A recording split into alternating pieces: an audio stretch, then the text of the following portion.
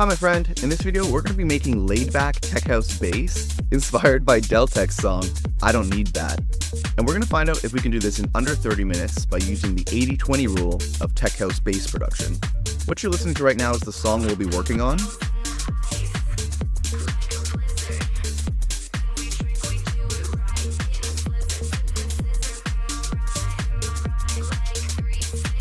And what you're looking at right now is the Ableton project file that we'll be working on. In particular, we'll be focusing on this bass group right here, going in order of the layers that actually built it out, so you can follow along when you're creating bass for your own tunes. Make sure you stick around to the end of the video because we'll be doing a full recap of the 80-20 rule, because all in all, the bass here really only took about 30, maybe 35 minutes to complete. And if we pull back, you can have a look and see that this full track's been arranged, mixed, mastered, it's ready to go, whether you're dropping it in DJ sets or sending it out to labels. And this only took about 5 hours for me to complete. So finishing songs fast like this is something that you'd be liking help with. I've made you a free bundle of templates, samples, and special bonuses that I use to completely finish one song like this every single week. Just visit the link that's on screen now or in the description to grab the ultimate song finishing toolkit for free. And if you want to take things to the next level, you can also get a copy of this video's project files in the description as well. But with that said, let's jump into this. Alright. So when it comes to the bass for this one, it's actually pretty simple. And so first things first, what I usually like to do is I'll throw in the reference track that I'm working on. So Deltech song, I Don't Need That is in the track here. I've turned it off and I've set it up so when I press the S key, I can flick back and forth like that. So let's have a quick listen to the Deltech one. So you can hear it's mostly just like a sub bass. With like a little bit of texture to it in like the low mid area. So I'm gonna show you kind of how I approach this, because when I was recreating it, I kind of liked how it sounded, but I went for something a little bit more different. If you listen to this,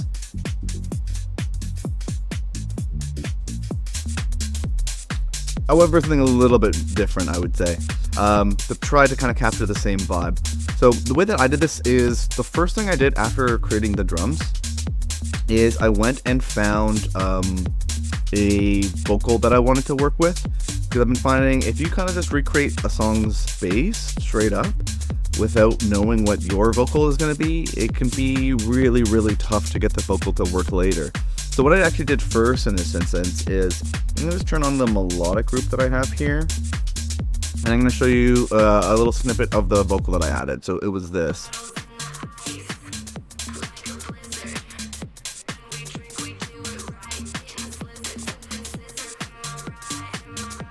And so I've kind of, if you listen to the part in the Deltech song where the vocals are in there, yeah, it's actually here too. Yeah, of course. So sick.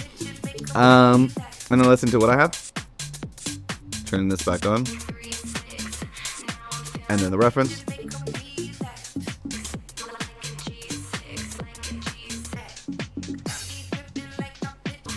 So maybe you can kind of hear what I was going for with that.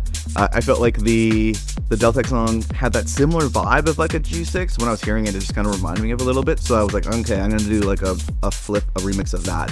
So I went and grabbed the vocal for that, just looked up YouTube acapella, kind of dropped that in there, and then set it up the timing against my drums so that I could start building up the bass against that. And I was kind of flicking back and forth between like a G6 tune and the Deltech tune to try to find some kind of like middle ground between the two.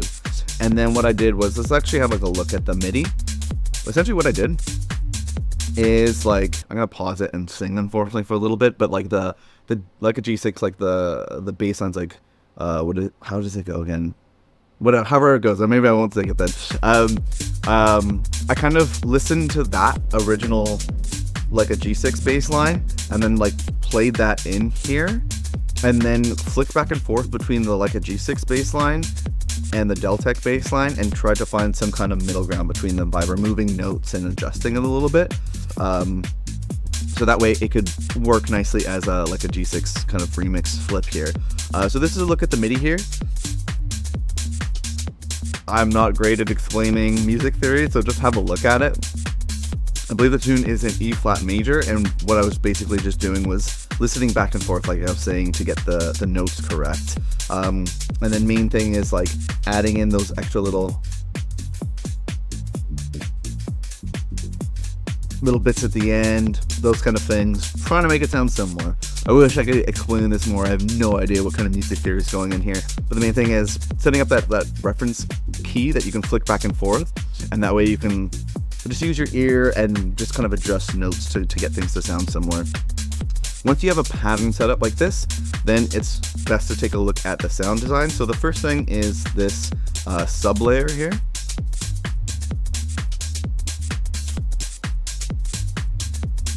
And so let's take a look at this. So what I have here is a little device I made called the V sub, and all this is enables an operator just running sine waves. So the idea is to use a sub layer to really take care of all that low end, and like a really nice proper sub is really just the sine wave without too much going on. So basically what I have is this device that's just running like a super simple sine wave sub, and then I have a couple different options to add in different amounts of drive to shape the sound a little bit more and to have it come out of like laptop speakers a little bit. And then I do have a sidechain, one knob sidechain built into this as well, so it's kind of pumping, making room for the kick. And then also a high shelf that I've removed. This is all the way up. So just rolling off a bunch of the highs, so it's really mostly just a sub layer. Then the main thing after that is to set the levels right, so just flick back and forth. Really just focusing on the low end.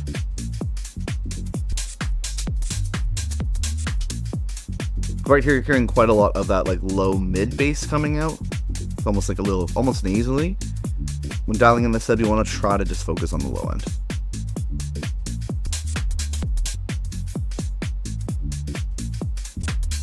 Something like that. So I think I dialed it in a little bit more because as you're building your own tune, you're going to want to start making your own liberties with it. That's a good look at that. Another reason that I like to have the sub layer and the mid bass like separated is that you can control the low end a lot more, and that way when you're working on the mid bass, you can just focus on the sound design without worrying about it messing up your low end. But then also, like I mentioned before in these videos, working with a sub, it's such a pure sound. It's almost like when you're writing the notes, it's similar to when some people might write notes, like figure out the patterns and the notes and the chords with a piano or a guitar, because it's so uncolored and no crazy sound design going on, so that you can really just focus on making sure you're in key and hitting the right notes and all that. Kind of similar idea with the sub here. So the next thing I added in was this mid bass layer, which sounds a little different from the original. Let's have a listen to the reference.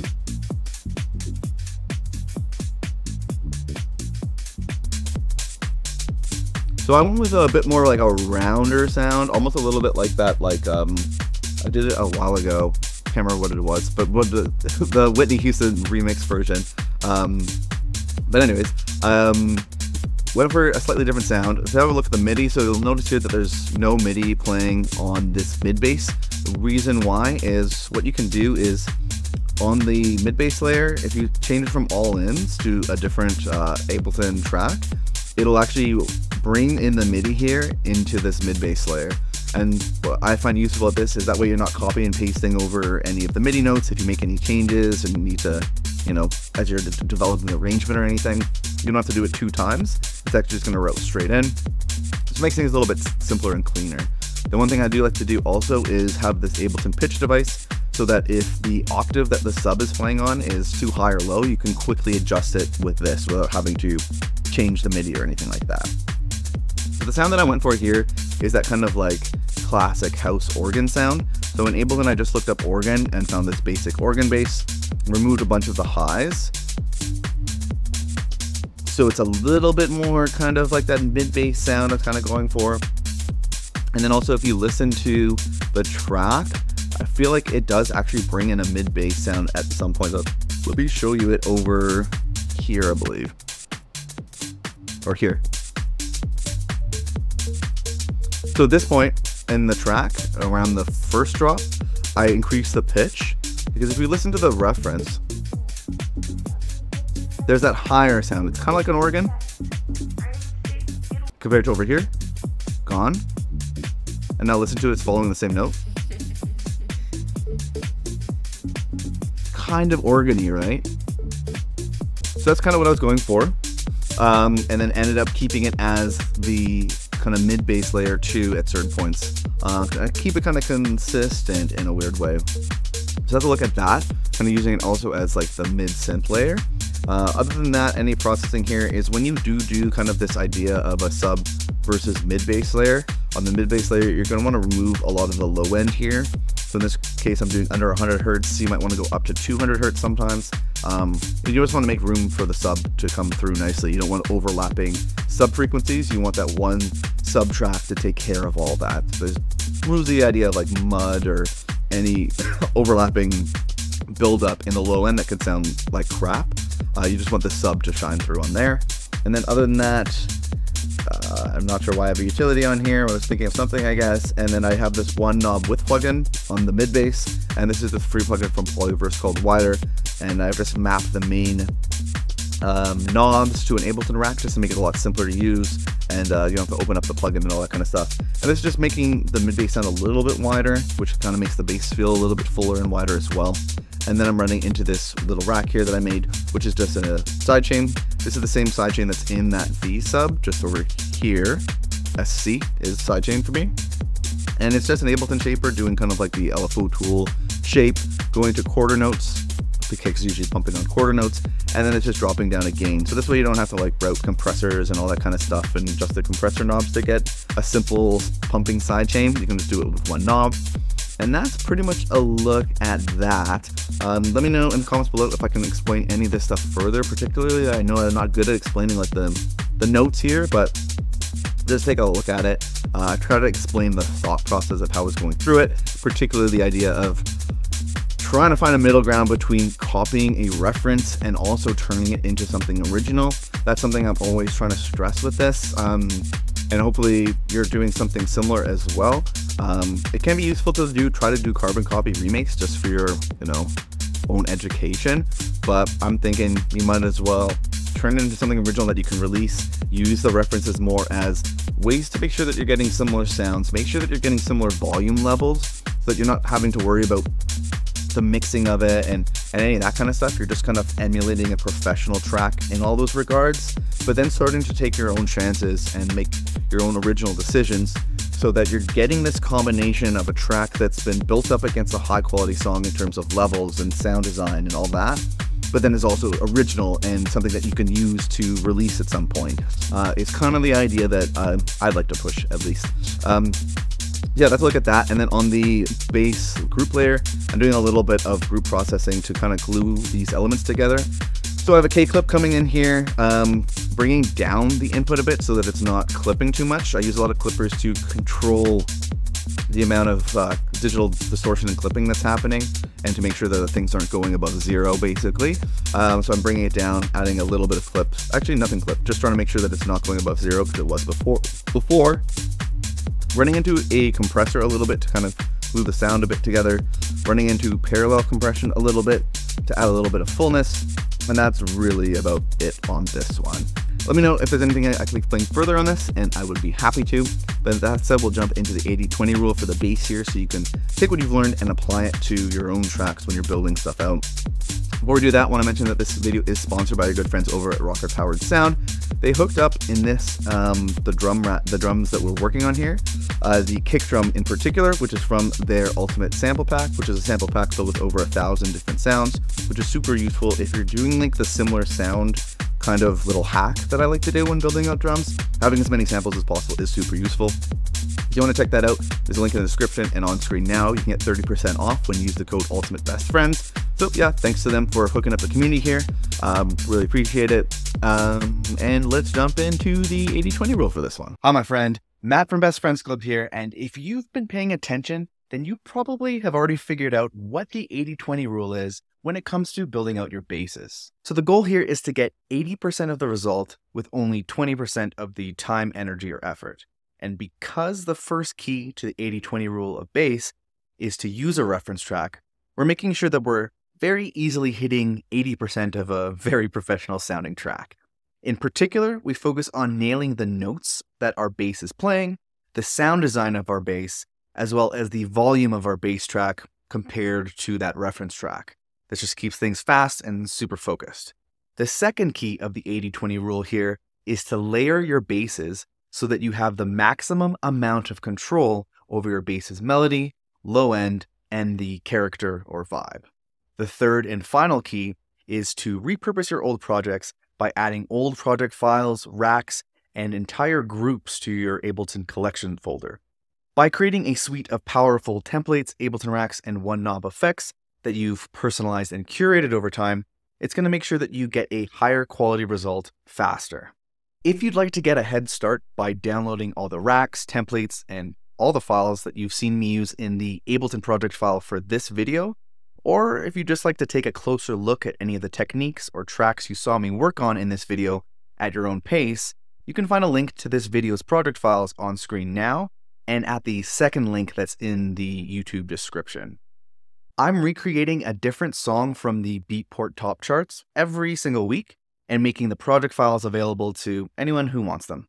You'll also get access to a private Discord where you can ask me and the community questions, as well as share tracks for feedback. If you or your music are not quite ready for a shot in the arm like that, I've also made you a completely free bundle of templates, samples, and special bonuses that have helped me figure out how to completely finish one new song each and every single week.